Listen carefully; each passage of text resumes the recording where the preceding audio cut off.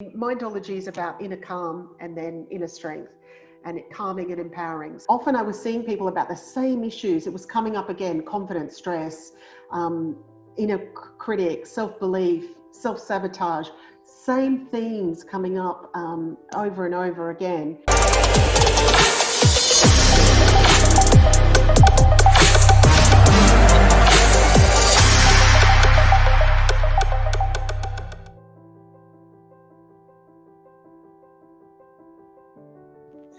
Well, hello everyone, and how are you today? So welcome to another episode of Finding Equilibrium. And today I have the wonderful Claire Aristides. Got that right? I've been practicing. Who is a hypnotherapist and the founder of Mindology. We got to work together recently at the Wellbeing at Work Summit.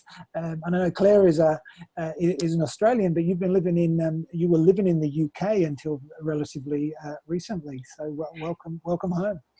Thank you. It's nice to be back in Sydney and with what's coming warm weather. Yeah, it's good. Yeah, it's good to be here this time of year. So Claire, you're a hypnotherapist, founder of Mindology. I know you also have a jewelry business, which is really interesting. But take us back. I mean, how did you become? What's your story? What was your journey to becoming a hypnotherapist in the first place? Like, what sparked that journey? It actually started almost 20 years ago with my father. So my dad was a very fit man in his 60s, and he got diagnosed with very late stage lung cancer. And a friend from his golf club, who was an Englishman, a northerner, said, "Tony, you won't know this about me, but I'm actually a trained hypnotherapist, and I want you to come and have a cup of coffee with me every Thursday, and we're just going to have a chat." And what they did is they actually worked on, so backtracking actually a tiny bit, so it was so advanced for my dad that the first oncologist said, "We're not even going to worry about chemo." But he went to a second oncologist who said, "Of course, we're going to do some chemo with you." But my dad's friend said, "I'm going to support this chemo through hypnotherapy." So they did a whole lot of relaxation sessions together. They did actual visualizations of seeing the tumors reducing. He gave Dad homework to do and sessions to listen to, tapes. Back then it was tapes. And it was fascinating for me, obviously, because we were all, we wanted to do whatever we could for Dad, but seeing a very Australian man embrace something really quite out there, I suppose, at the time, and really change his mindset. And he became very focused. He listened to the audios, he did his homework, and Dad's tumors started to shrink. And he went from 3 months maximum to live to 2.5 years.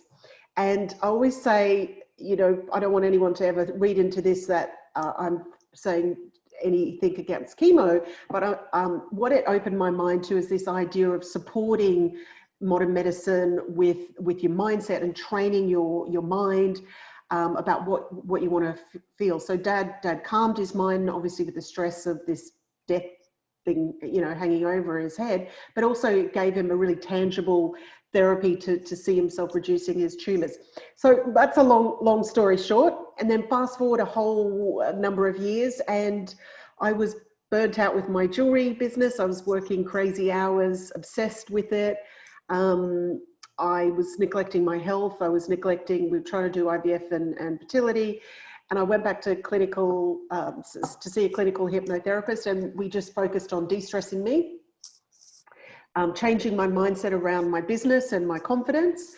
So I went from sort of being a slave to my business to being more in charge and in control of what I was doing. And it had such a profound impact, I decided to train as a clinical hypnotherapist. And my undergraduate degree was Bachelor of Arts Psychology. So the mind has always fascinated me, but I've gone full circle. How interesting. So you had your first experience with hypnotherapy as a tool to help heal. And then you reconnected with it after running your own business in a different area, and then you trained. So tell us about the training. Was that a long process? How do you train to be a hypnotherapist? What is the what do you study? So I trained here in Sydney with, at the time it was the Australian Institute of Hypnotherapy. She's, Rhonda I highly recommend Rhonda as the supervisor. She's over 30 years experience. What she does is she does some NLP, but just really sort of intense weeks of training you on the stages of hypnosis and hypnotherapy and what it actually means to take someone into a trance. She goes through the physiologically changes that you experience with hypnosis, and really building the rapport, how you build a practice. So it was very, very thorough, and in total a year training program. And she's still now my supervisor. And it was, I really chose someone who had a lot of experience she had 30 years experience, and is a practicing hypnotherapist herself. So once I graduated, it was, slow steps building my practice. And it was pretty clear that I wanted to partner it with coaching other professionals, less so clinical work of smoking, weight loss, and which you traditionally think of hypnotherapy. I really wanted it to partner with it as a tool for mindset, with confidence, self-belief, stress. So in hypnotherapy, basically there's stress and confidence, or ego, and every problem is often related to either of those two. That's interesting. Two facets, if you like. So so I started really coaching professionals or business people who had their own businesses, small businesses, medium-sized businesses, career women, and I loved it. Yeah. Fascinating. So typically, like, someone comes to see you with some of those problems, and they may not identify with those problems, but given now there's a lot of change, a lot of uncertainty, and this has always been the case, but it's clearly accelerated because of COVID and the economic situation.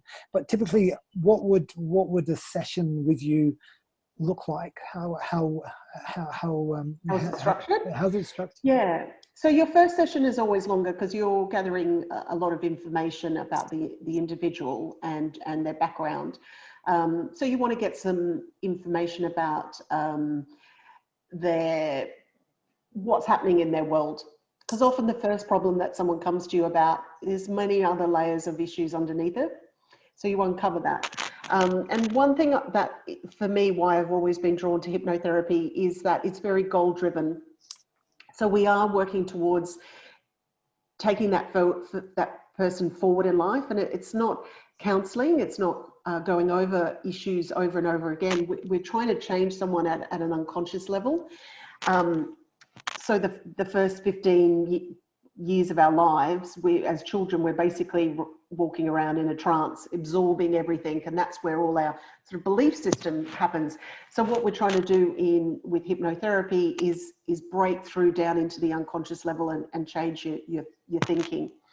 And so in the sessions, it's structured to agree the goal that the client wants to work on, and so really a lot of background information that first session. Then we take them into I take them into a trance.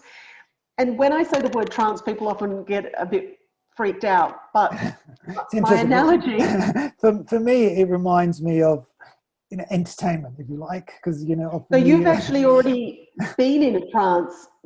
So focused on me, listening to me, you go into little trances. So we go into trances all the time. Interesting. So it's unfortunately got it can make some people really worried that you think they think something bad's going to happen to you. But when you're watching your favorite show and you're lost in the show, your bills, your relationship problems, your work, all that noise and that conscious mind natter is stopped. Okay. So you're in a trance. Got it. So it's been like absorbed. Yeah. Yeah, you're focused, absorbed on one stimuli, and our busy conscious mind that gets in the way a lot of the times is quietened, and we're very susceptible to suggestions at that in that state, because your filter is changed. So we make suggestions, create suggestions for the individual to work on change, and then we look to having 3 sessions to really, see impact. There's no wonder session. It's really about repetition and practice with a few sessions to really see the individual change. And I always give everyone homework to do, a 21-day journal that they need to complete to see and progress their change, and agree their goals. And really, are they committed to their goals? Because say for the example with the smoker, if a smoker comes to a hypnotherapist but doesn't actually want to give up smoking, it's probably like if they're still getting something from it, it may be difficult for them to stop. So you need to want your goal as well. You need to really connect with it. So if the family just all push you along to go for a session, you're probably not going to see change. So it was really interesting, and as I said before, often it's stress and ego, or stress and confidence, and stress and what we truly kind of believe about ourselves at a deep down level, and it's changing that from maybe what for you into something that's positive and better, more useful for you, more more supportive, more supportive for your life. That's cool. That's really good. So just on the trance piece, because I know people, that word conjures up different images, as you say, but are you consciously aware of the session, or do you in some hypnosis situations, people are not aware of what's happening, and they do things and then they have no recollection? Is that similar in the work that you do, that people are literally in like not present, they've gone to a much deeper place? So it really varies on the individual. So you have people who I think it's 11%, some strange percentage, 13% of people are really have a high chance of going into a really deep trance.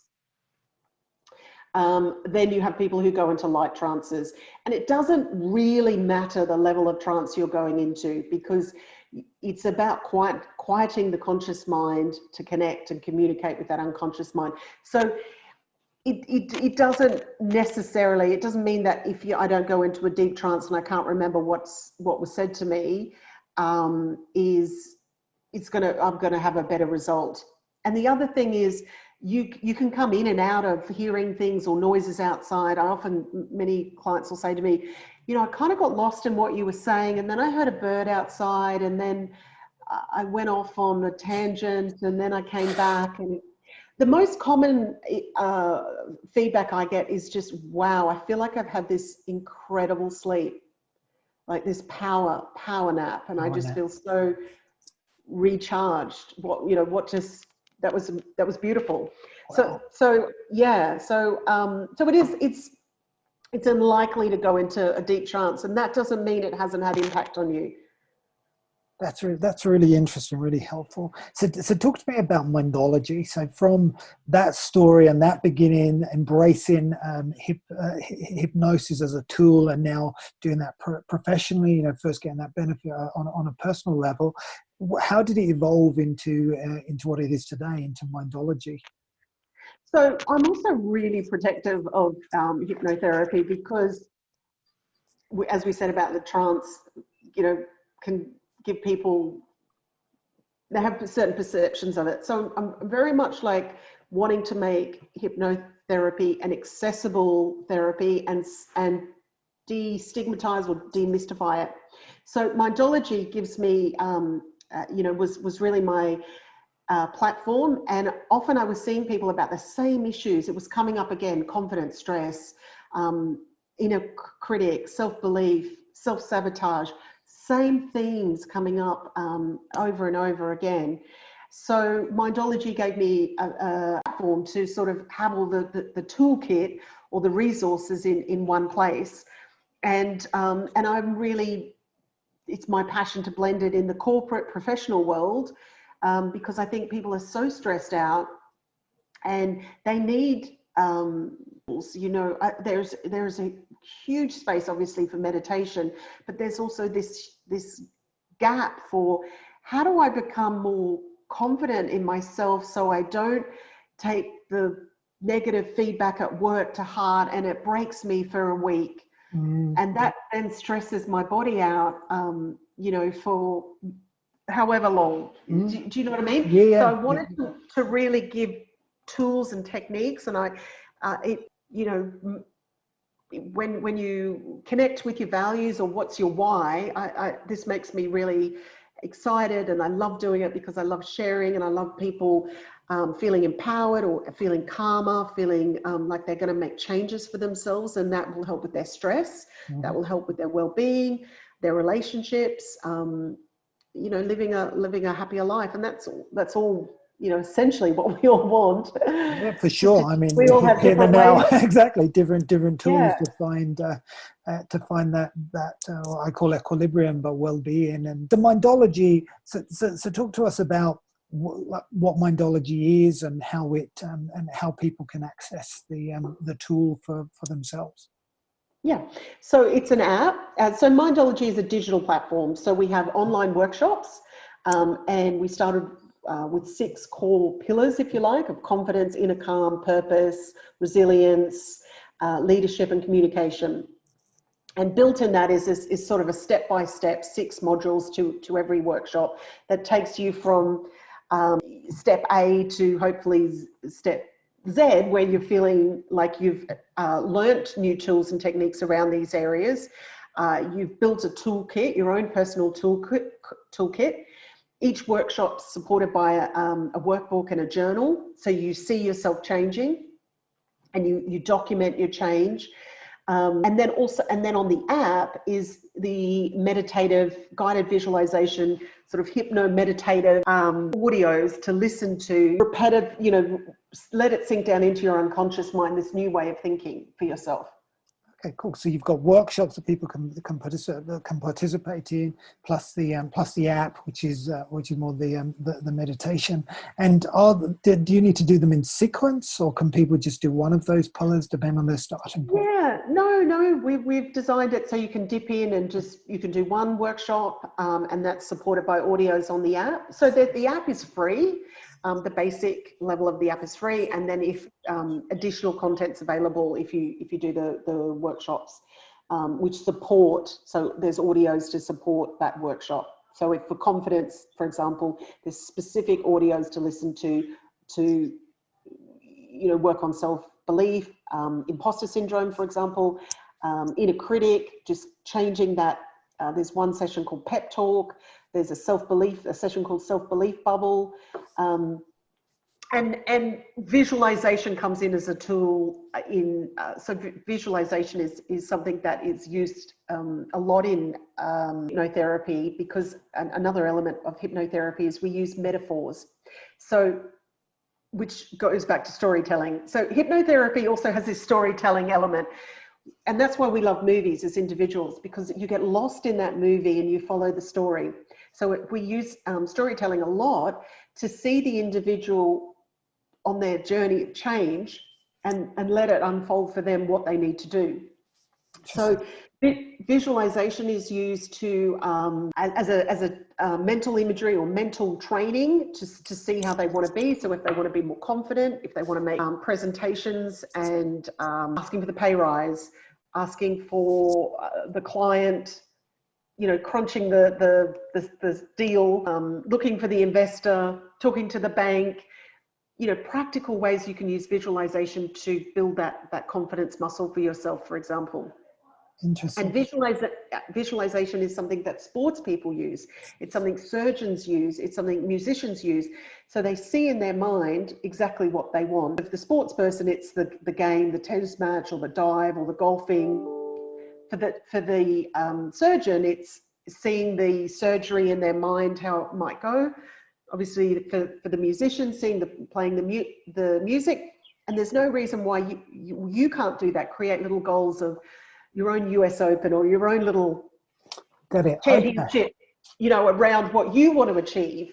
And visualization has been used by, you know, sports elite people for a long time, self-hypnosis / guided visualization to get them in the zone before the game, to hype themselves up.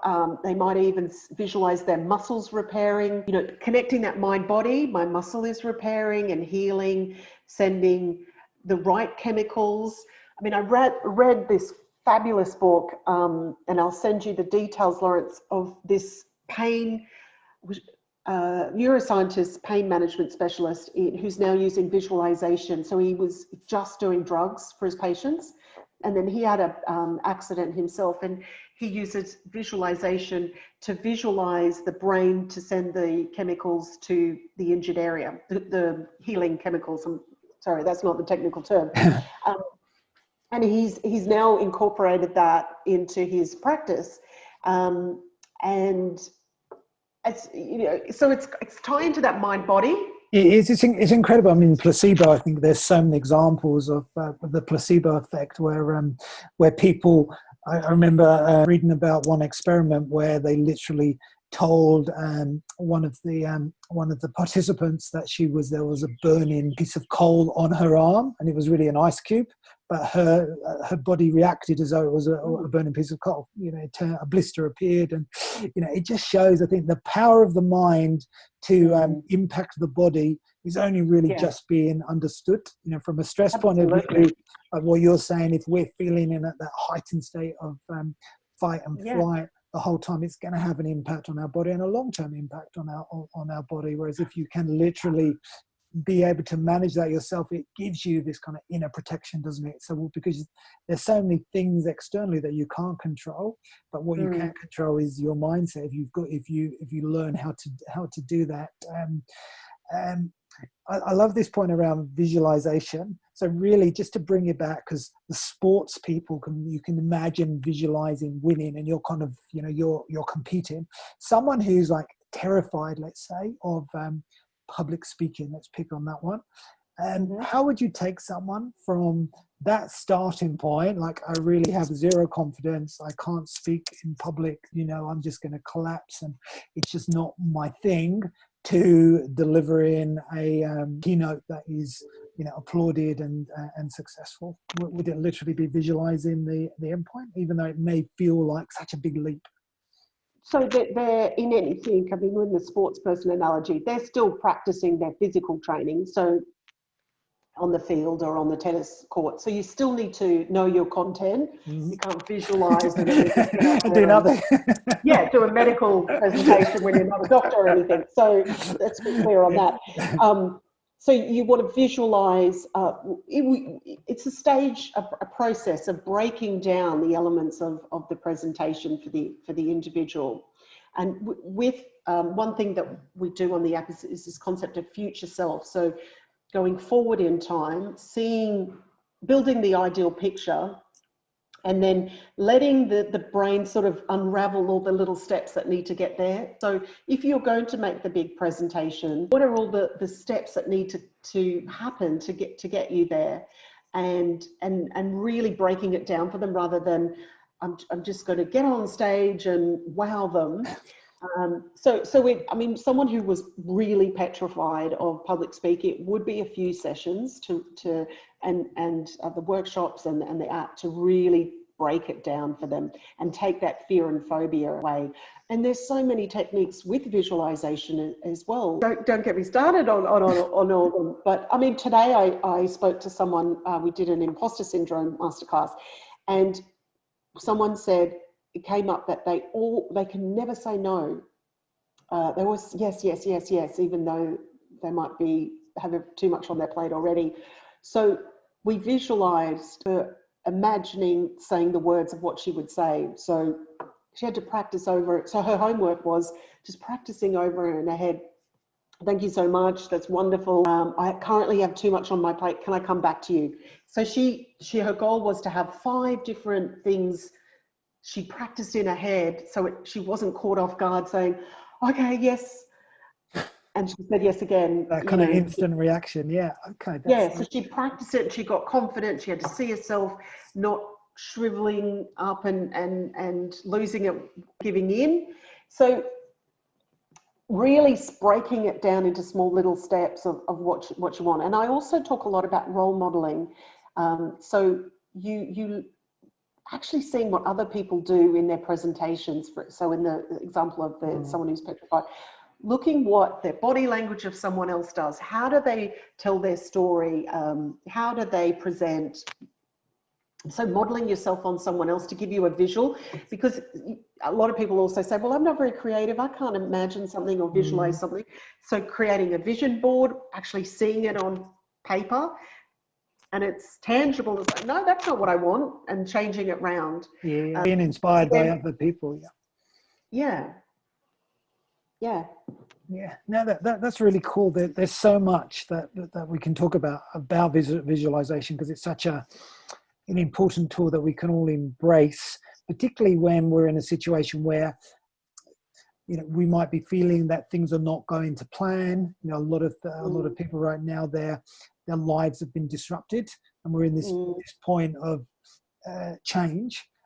So visualization and that situation, you can imagine really picturing a situation where things have calmed down, so that we don't allow the stress to overcome us. What advice would you give to someone in that situation now, given, you know, the context of today, and a lot of people are losing jobs or worried about losing jobs, or have businesses that have been, you know, disrupted?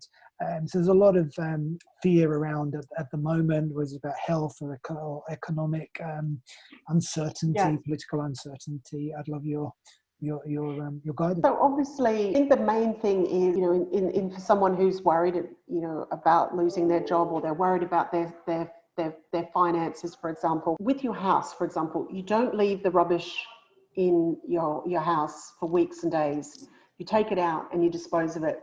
So looking at visualization may not mean obviously visualize looking for a new job, or visualize helping you, supporting yourself in interviews and CVs and things like that. But the stress and the worry and the fear and the anxiety, think of it like rubbish building up in your body. And in our house, we don't leave the rubbish there, we get rid of it. So how can you embrace self-care techniques and habits to move the rubbish on? It may not change the situation, but don't hold on to that stress, because that manifests itself. It does. I mean, in my whole journey, I ended up getting Hashimoto's disease, autoimmune disease. So it manifests by overeating, over drinking, over smoking, not exercising, so forth. So even just that alone, how can you use techniques to move the stress on and keep it, you know, get rid of it from your body? There's some theories that there's some research coming out that stress can cause a protein in your brain, a protein you don't want in your brain. And so, you know, visualize even that stress protein leaving your body. So kind of like, you know, we go to the gym, we work out, we have water and cleanse ourselves, but seeing that concept of self-care and manage, you know, trying to move stress on as much as possible. And then, I mean, Mindology is about inner calm and then inner strength, and calming and empowering. So calming your mind as much as you can, and then empowering your mind. So right now, if your world is crashing down, you might not be interested in confidence and you know, all those other sort of concepts. You might just, to keep yourself sane, focus on calming your mind and body. Just do that for yourself. Self-compassion, you know, look after yourself that way. Then in time, add the inner strength and empowering leadership, or, you know, whatever you want to work on. But if, you know, for many people who are right now in dire straits, I mean, one of my clients in the UK, they're going back into lockdown, and I'm running, this is PRMA, I'm running a whole new series of sessions on inner calm, because everyone is back anxious of, are the kids going to be back homeschooling? You know, they're really, really upset, and a lot of anxiety. So You know, look, that's happening. That's very real for every people. What can you do as sort of self-maintenance? And don't see it as a chore. See it as self-love and really caring for yourself, because stress can manifest itself into It really in does. awful ways. Yeah, Yeah. I mean, it's very similar to what you're saying about the future self. I love this concept of getting rid of the rubbish. I think that's such for visual people, it's such a useful tool. And I think the other point I'd make is you've got to be in that inner calm situation, because if everything's very volatile, you have to have a clear head to make decisions. And if you're in a high sense of a high state of stress, then Anxiety. you're not going to be able to make decisions to get yourself to a better place. So it's got to be the starting point to get that inner calm, so you can see the situation more clearly, and then you can decide what to do next, and then you can start working on the inner strength and some of those things. Yeah. At least you've got a direction of travel. So exactly. And also sleep. I mean, sleep is a big thing. That's a whole nother area. It's such an important thing. But what would you say about sleep in terms of, I always say, like, of all the tools, and I know personally that if I don't sleep well, that impacts my entire day. Whereas if I sleep well, then it sets me up for success. You know, food, exercise, you know, these are all in meditation. These are very important tools. But sleep is such an important process. I mean, what's your guidance around sleep? Well, my 3-year-old, maybe 4 nights ago, she's a great sleeper. And so we sleep well. The other night she had a nightmare, and she was convinced that there was these monsters under her bed. So it was I sort of persevered for about 2 hours, and then I eventually put her into our bed. I was wrecked the next day. I can't tell you how I felt I had no energy. I was so lethargic. And because I'm used to good sleep, this was such a shock. And the day was a write-off.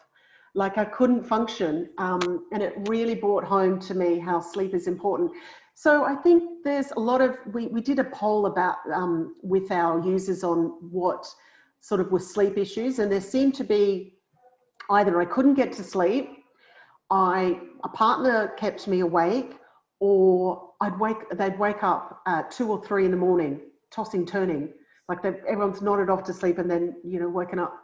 So I think it's building self-care habit. The app has a sleep journal. It's about, I mean, there's lots of information on sleep. So I think it's picking and choosing what works for you and your issue. You know, if you're the 2 or 3 o'clock one that wakes up, have a pen and paper by the side, write what you're stewing on, and fold it in a box, and it's done. You come back to it in the morning. Like, I'm quite a tangible person like that, of what can you tangibly do to sort of tell your mind, that's it, I'm going to come back to this in the morning. If you've got a snorer partner, I think it's chatting to them and making a sort of a pact of, like, you know, have they been to the doctor and got themselves help with snoring? Maybe you go to bed a bit earlier than them, but doing investing in getting good night's sleep. Important. It really pays off. Really important, yeah. And using the, you know, calming, writing out what's bothering you. We've got a session which is turning off the lights. So you turn off, as you go to bed, you turn off the lights, TV, everything as you go to bed. So one of the sessions is you turn off the lights in your mind. So you turn off, right. And that's what the audio does. I like that, that's good. Turning everything off, and TV's on, photos are in your mind, you sleep now. That's so good. I like that. I think I'm going to try that tonight. That's really good. I'm mindful of time, but before I go, I have to ask you about your jewellery business, because I know you have this you've kind of touched on this in terms of your story, but jewellery. So where did that come from, and what is it now? Well, jewellery is in most women's DNA. I think it's part of our DNA, because we get goosebumps over jewellery. My mum, I have images of memories of my mum in the 70s carrying this bag around her. We'd lived overseas in Fiji and Singapore, so she had all these really interesting beaded brooches and long necklaces, and it sort of stuck in my head. So I I've been working in IT in the UK and decided to leave that job and retrain as a jeweler, and I launched my jewelry label, and I love it. Wow. Yeah, I still get excited about that. when was that? So when did you so you had a career in IT and yeah. So I was a IT programmer. So I was in the corporate world. So I worked for KPMG. I worked for the Financial Times. This was in the UK. And I love jewelry, and I thought I'm going to leave the corporate world and I'm going to do my jewelry business. Wow. And look, running your own business can be, a lot of people have rose-tinted glasses thinking, oh, I'm going to have all this freedom. It's an interesting challenge, and it, did lead to burnout with me. But now I have a more healthier relationship to stress, and I don't. I used to get really upset if customers weren't happy with anything, or there was problems. I'd really take it to heart, and so I really had to build mind.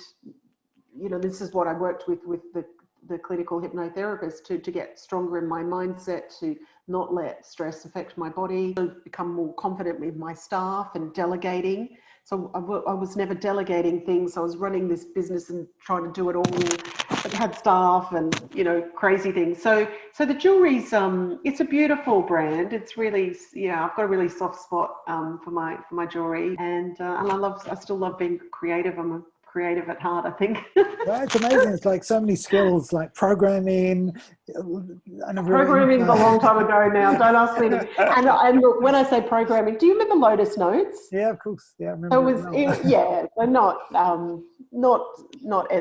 I can't even think of anything C+ or anything.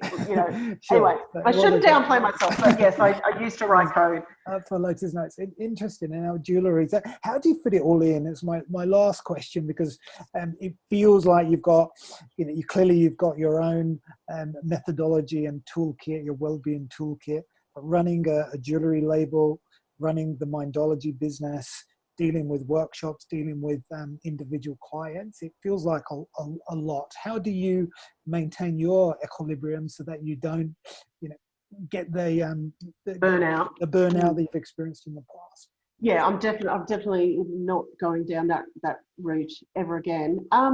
The jewelry business now has people running it, so I've stepped away and I direct. I'm a proper, previously I was so involved in it that I was trying to do everything. So now there's people doing their job and they're doing their role. So I oversee what's going on there. So that's taken a lot of time, gives me time to do Mindology, which I absolutely love. So I do only 1 day a week clinic work, and then the rest of the time is the corporate workshops and building content for the app and the workshops. So also scaling this through the audios and the app means once we have a tool there available for people, it's there anytime for them to download. So that's why I love the app, because when you do a one-off workshop with someone or a group of people, that's it. Now we can with Zoom record things, but I love that and I get this a lot, that people say, I keep coming back to that pep talk session, or I go and I listen to the self-belief bubble session again. And I love that it's there whenever they need. Yeah, it's wonderful. And just keep it, and what they're doing is they're building, new. So another important thing with visualization is that there's really good Harvard research and evidence to show that. So there was a study that showed, there's a lot of studies, but this is probably one of the most famous, and it was 2 groups. One group had to visualize playing the piano, and they were given a set of notes to visualize in their mind playing it over. And then the second group had to physically play the piano, and both groups did it 5 days a week, 2 hours a day. And the results of the brain activity that the scientists neuroscientists recorded and researchers recorded, was that pretty much the same brain activity for the group that actually physically played the piano, and the group that imagined. So when we visualize and do that mental training, you're setting down the pathways, and you sort of There's another analogy of like, say, a whole lot of grass, and the mower goes once through the whole lot of the high grass. And if you keep going and over and over and over, you build that pathway through the grass, and it's solid. So repeating the sessions is, and that positive thought, or whatever that thought that your goal is and visualizing it is, in theory, the same as actually doing it, because the brain activity is exactly the same. Yeah, of course. It's almost reprogramming your brain to automatically think a certain way, because we react to whatever happens, and then that creates that emotional response, and it happens so quickly that unless you're aware of it, then you can prevent it. But often us being humans, we do react. So what you were saying, those beliefs are created in those first, the early years of our life, and it's only when we get through our life, or we get to the middle of our life, and we think, well, actually some of these beliefs I've been holding on to are actually not serving me so well. I need to reprogram those and correct some of the thinking errors. And it's also even not like, oh, I've had a bad childhood. You could have picked up some weird, some comment from a teacher, and you've warped it in your mind that, oh, I'm not very good at maths. Yeah, no, absolutely.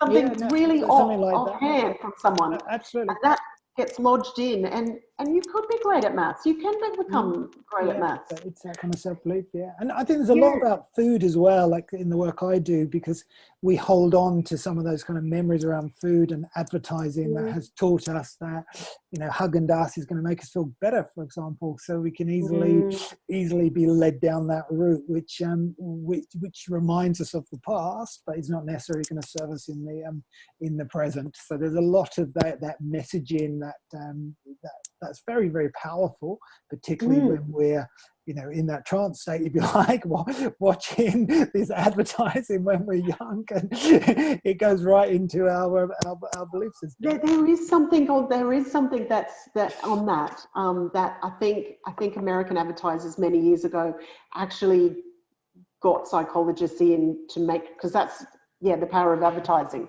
You're getting the person in the trance to kind of get mesmerized by the product. Yeah, it's kind of relaxing them. That's the advertiser's dream, mesmerizing you with the product. Yes, exactly. Yeah. So it's it's ethics come into that whole thing, but you can see how that can work. And I guess it's always about being aware of ourselves and making sure that we're managing our mindset, because it really is the foundation of everything. If we're in a positive mindset, then we really can drive forward, and we can cope with whatever situation we encounter. So thank you, Claire. Listen, I'm conscious of time, but listen, thank you so much for spending time with us and sharing your amazing wisdom and your story. Really appreciate it, and let me acknowledge you for everything you've done. I think it's an amazing achievement in terms of your journey, and creating, training as a hypnotherapist, and training and helping so many people. And now through the Mindology app, I know you can really reach so many more people. But if people want to maybe book a session with you one-to-one, or access the Mindology app, I know you said it's free. How can people get hold of you or the app? So find me on LinkedIn, Claire Aristides. Find Mindology on LinkedIn. The app, you just search Mindology, the word, and then you'll find us, so you can download for free. And just connect with me on LinkedIn if anyone's interested in more information, or got any questions for us. And the website's mindology.app. Sounds good. Good. It's a good website, isn't it? When it was available, I was like, oh, how can this be? Get on. I know. Yeah. Awesome. Well, thank you, Claire, and thank you, everyone. See you next time.